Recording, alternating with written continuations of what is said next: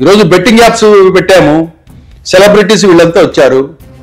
వాళ్లకు కొంతమందికి అవగాహన ఉంటుంది, కొంతమందికి అవగాహన ఉండదు. దానివల్ల కొంతమంది మరణించారని చెబుతున్నారే కానీ ఆత్మహత్యలు చేసుకున్నారు అంటే కనుక ఆత్మహత్యలు జరిగిన మాట వాస్తవమే.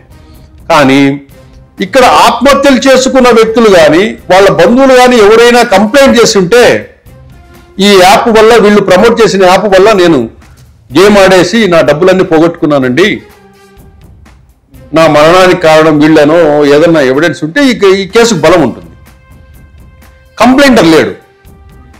ఇక్కడ నిన్న కంప్లైంటర్ వచ్చేసి హీరో బాలకృష్ణ మీద అండ్ ప్రభాస్ మీద అండ్ గోపీచంద్ మీద కంప్లైంట్ ఇచ్చాడు.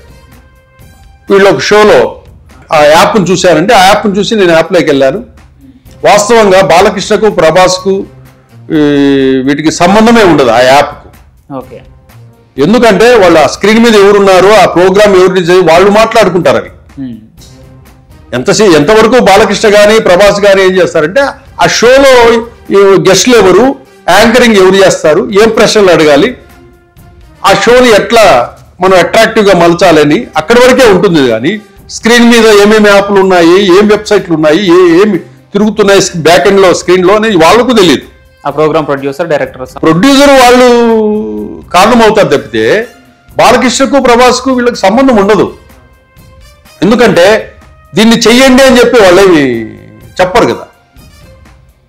మరి ఏదైనా రెస్పాన్సిబిలిటీ ఏంటి అంటే మనం చేయాల్సింది ప్రోగ్రామ్ ప్రొడ్యూసర్ని.